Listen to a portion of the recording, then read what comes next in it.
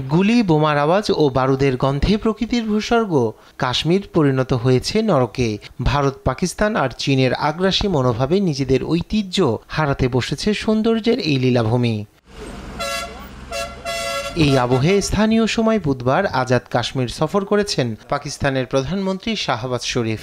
সফরকালে অধিকৃত জম্মু ও কাশ্মীরে ভারতীয় সেনাবাহিনীর ক্রমাগত নিষ্ঠুরতা ও নিপীড়নের কঠোর নিন্দা করেন তিনি। ভারত শাসিত কাশ্মীরে দেশটির সেনাবাহিনী প্রতিনিয়ত নৃশংসতা চালিয়ে যাচ্ছে। আমরা এর তীব্র নিন্দা জানাই। কাশ্মীরি জনগণের আত্মত্যাগ বৃথা যাবে না এবং শেষ পর্যন্ত অধিকৃত এই ভূখণ্ডে স্বাধীনতার ভোর আসবে। একই সঙ্গে কাশ্মীরিদের প্রতি পাকিস্তানের অব্যাহত সমর্থনের কথাও উল্লেখ করেন পাকি প্রধানমন্ত্রী। জাতিসংঘের রেজুলেশন অনুযায়ী আত্মনিয়ন্ত্রণের অধিকার না পাওয়া পর্যন্ত কাশ্মীরিদের প্রতি পাকিস্তানের অটল রাজনৈতিক, নৈতিক এবং কূটনৈতিক সমর্থন থাকবে।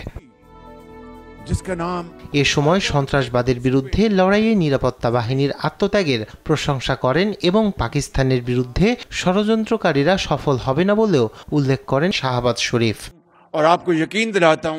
দক্ষিণ এশিয়ার পারমাণবিক শক্তিধর দুটি দেশ পাকিস্তান ও ভারত বিতর্কিত কাশ্মীরের পুরোটাই দাবি করলেও উভয়ই এর কিছু অংশ শাসন করে থাকে।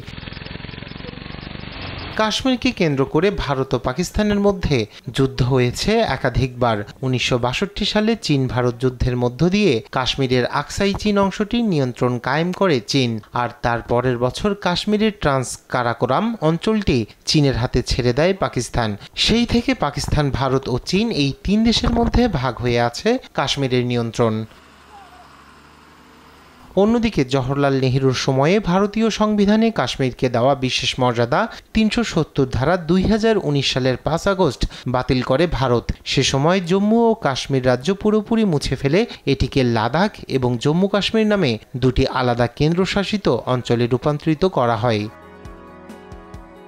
রায়হান কবির শুভ্র, নিউজ ডেস্ক, দেশ টিভি।